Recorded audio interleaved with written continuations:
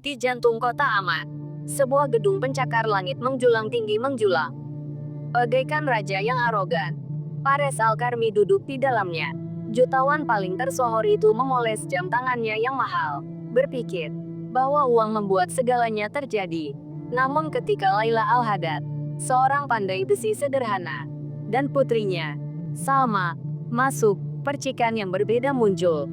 Seorang gadis dengan seragam sekolah kuno, tetapi di matanya, ada percikan yang tak pernah padam. Dalam kemiskinan saat itu, nasib Fares hampir retak oleh kata-kata seorang anak yang tak ia duga berada di lantai atas menara kaca di pusat kota aman. Fares Al-Karmi duduk di belakang meja marmer hitamnya. Matanya dipenuhi kesombongan, dan senyum dingin tersungging. Ia memiliki kekayaan yang luar biasa. Tetapi yang benar-benar menggairahkannya bukanlah uang, melainkan rasa malu. Sekretaris itu membuka pintu dengan takut. Tuan, Laila Al-Haddad dan putrinya datang untuk membersihkan. Fares tersenyum mengejek. Persilakan mereka masuk, hari ini akan menyenangkan. Laila Al-Haddad masuk, mengenakan pakaian biru tua, mendorong kereta dorong pembersihnya yang biasa. Datanglah, putrinya, Salma, seorang gadis berusia 2 tahun yang membawa tas. Salma adalah seorang siswi sekolah yang kuno namun bersih. Kebalikan dari Dinia Fares, rambutnya yang hitam, disisir rapi, dan sepatunya yang usang berkilau meskipun kakinya, di matanya, ada percikan rasa ingin tahu yang belum padam karena kemiskinan. Kepala Laila tertunduk patuh. Maaf, Pak, saya tidak menemukan siapapun. Siapa yang akan merawatnya hari ini? Fares tertawa tajam. Jaga dia, ini lebih menghibur. Ia mengitari mereka seperti predator. Ia bertanya dengan nada menghina. Apa hubunganmu dengan pendidikanmu? Laila menjawab dengan malu-malu. Aku hanya tamat SMA. Fares tertawa. Bagaimana jika putrimu akan mewarisi kecerdasan terbatas sepertimu? Hati Salma mencelos. Ia melihat ibunya dipermalukan. Selama bertahun-tahun, ia menerima kemiskinan sebagai bagian dari hidupnya.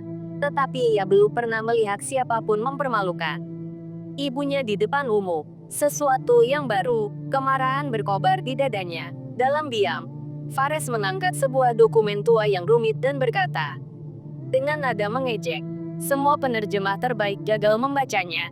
Kau pikir kau lebih pintar dari mereka? Gadis kecil.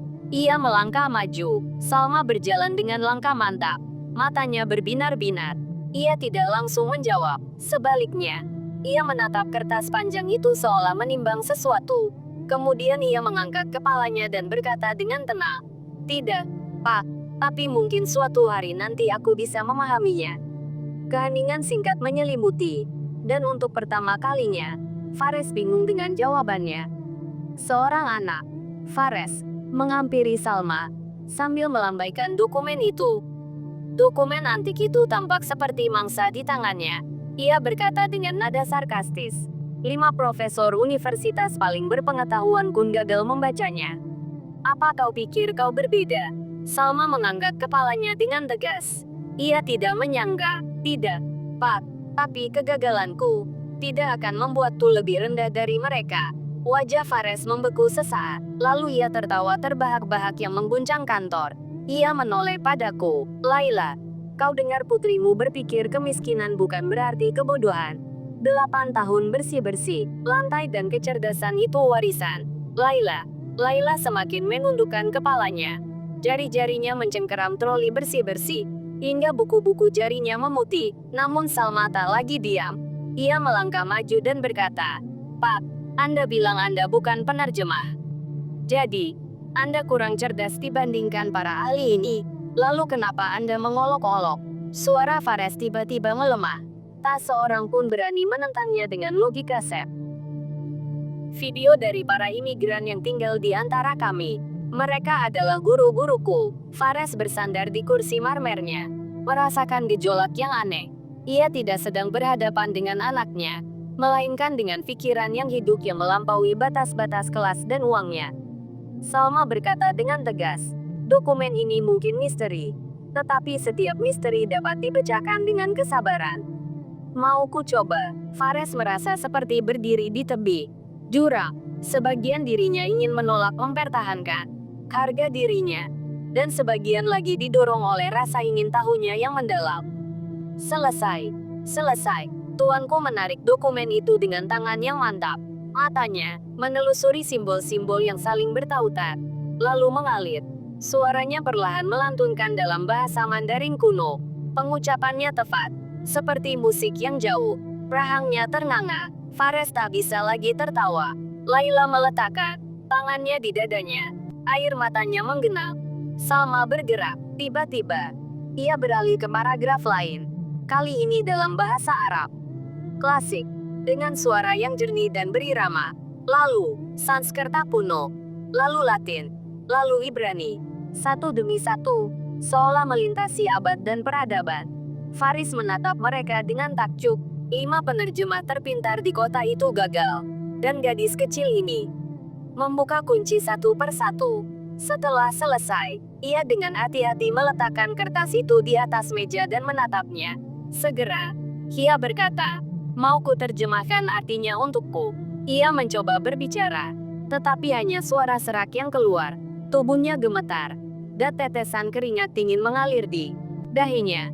Meskipun dinginnya AC, Salma berkata dengan jelas, dokumen itu berbicara tentang kebijaksanaan sejati. Ia tidak berada di istana, tetapi di hati yang rendah hati. Kekayaan bukanlah uang yang kau miliki, tetapi martabat yang kau lihat pada orang lain. Setiap kata, bagaikan anak panah yang menembus keheningan ruangan. Pada saat itu, Satria Karmia menyadari bahwa ia telah kalah dalam pertempuran melawan seorang gadis kecil yang menghancurkannya bukan dengan uang, melainkan dengan pengetahuan. Dan harga dirinya pun merosot. Faris duduk di kursinya, dan suara Salma memenuhi ruangan. Ia bukan hanya mendengar kata-kata aneh, tetapi ia juga mendengar egonya runtuh lapis demi lapis. Ia mencoba memulihkan dirinya, sehingga ia berkata dengan bingung. Tapi berbicara setelahnya adalah sebuah bahasa. Itu tidak berarti kau memahami teks-teks akademis yang rumit. Salma tersenyum. Kau benar, Pak. Itu sebabnya saya juga belajar bahasa klasik di perpustakaan universitas selama liburan. Faris gemetar. Ia tidak lagi berhadapan dengan putranya, seorang petugas kebersihan, tetapi pikirannya melampaui batas. Dengan suara serak, ia berkata, "Sejak kapan?" Ia menjawab, "Karena saya, selama bertahun-tahun, ibu saya bekerja 2 shift. Jadi saya punya waktu yang saya pilih untuk diinvestasikan pada apa yang membangkitkan rasa ingin tahu saya." Faris merasa kata-kata bagaikan palu yang menghancurkan citranya. Selama bertahun-tahun, ia berpikir bahwa kecerdasan dapat dibeli di universitas swasta. Tetapi gadis ini telah membangun dunia pengetahuan tanpa uang. Salma berkata dengan tenang, "Apakah kau ingin mengetahui apa yang juga diajarkan dokumen itu? Atau apa? Ia mengira dirinya lebih unggul daripada orang lain karena kekayaannya. Sebenarnya adalah orang termiskin karena ia tidak melihat cahaya. Yang lain, keheningan menyelimuti." Laila menatap putrinya dengan bangga dan takut. Ia belum pernah melihat Salma sebelumnya. Dengan kekuatan ini, Fares berusaha mempertahankan sisa-sisa kebanggaannya. "Aku membangun kerajaan dari nol. Bukankah itu pantas dihormati?" Salma menjawab dengan tulus. "Ya, Tuan. Tetapi itu tergantung pada alasannya. Apakah kau membangunnya untuk membantu orang?" Tak seorang pun sebelumnya, terutama pria ini. Tetapi Salma tidak. Kata-kata saja tidak cukup jika Anda ingin benar-benar berubah. Ubahlah cara Anda memperlakukan karyawan Anda.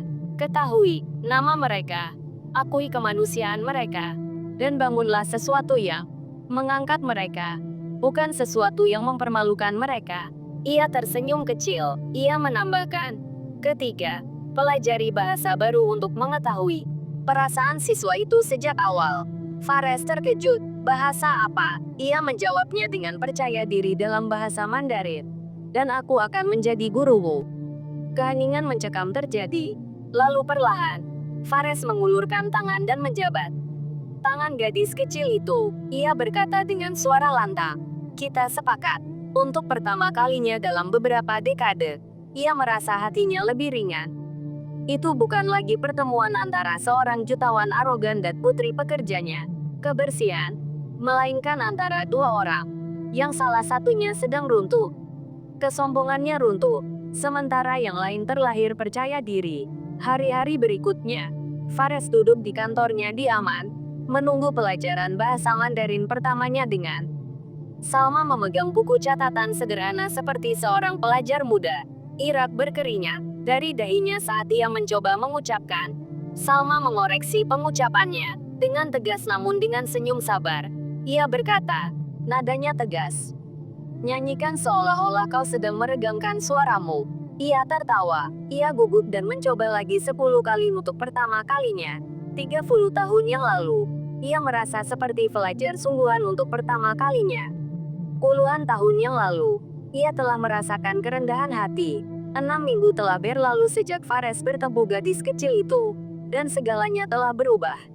Ia tidak lagi menghabiskan waktunya di menara kaca yang dingin. Ia kini mengunjungi perpustakaan umum, duduk di antara anak-anak, remaja, dan orang dewasa yang sedang belajar.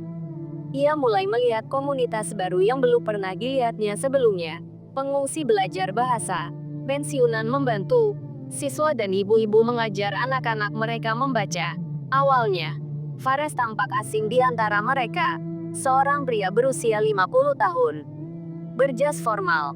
Tetapi ia segera menjadi siswa sejati.